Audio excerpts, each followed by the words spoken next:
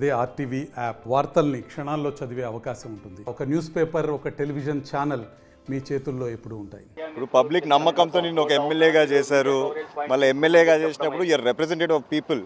So రావాలా, ఏదున్నా వచ్చి పోరాడాలా. కానీ నువ్వు ఇంట్లో కూర్చుంటే ఏమవుతుంది, నువ్వు ఎవరితో పోరాడినట్టు అవుతుంది.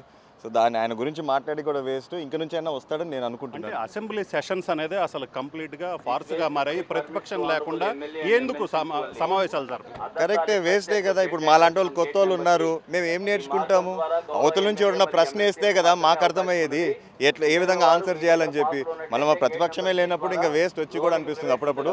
ఏమంటే మమ్మల్ని నమ్మకంతో గెలిపించారు, సో ఖచ్చితంగా పీపుల్ని అయితే రిప్రజెంట్ చేస్తాము. మా నియోజకవర్గానికి సంబంధించి ఏమైనా సమస్యలు ఉంటే దాన్ని తీరుస్తాం. అంటే 40% ఓటు బ్యాంక్ ఇచ్చినటువంటి మమ్మల్ని ప్రతిపక్షంగా గుర్తించకపోవడం అనేది మీ తప్పే అంటుంది. మా తప్పు ఎట్లయితుంది? రూల్స్ వ్యతిరేకంగా ఉంటే మేమేం చేయగలుగుతాం? దానికి రూల్స్లో ఉందంటే చెప్పండి, ఖచ్చితంగా ఇస్తాము. రూల్సే లేనప్పుడు రూల్స్లో ఉందా చెప్పండి ఎక్కడన్నా. And it's not available in the rules, then why will we do it? So social media పోస్టులకు సంబంధించి నేనే సీఎం మీద 420 అని పోస్ట్ పెడతాను, నన్ను అరెస్ట్ చేస్తారా అని అడుగుతున్నాను.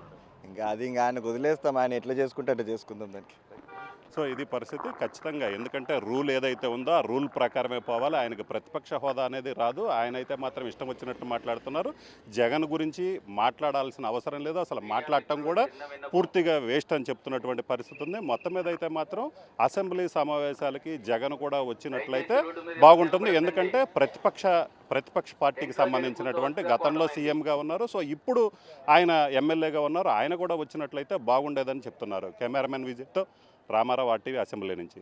మరిన్ని వీడియోస్ కోసం ఛానల్ ని సబ్స్క్రైబ్ చేయండి. లేటెస్ట్ అప్డేట్స్ కోసం వాట్సాప్ ఛానల్ ని ఫాలో అవ్వండి. ఆ లింక్ డిస్క్రిప్షన్ లో ఉంది.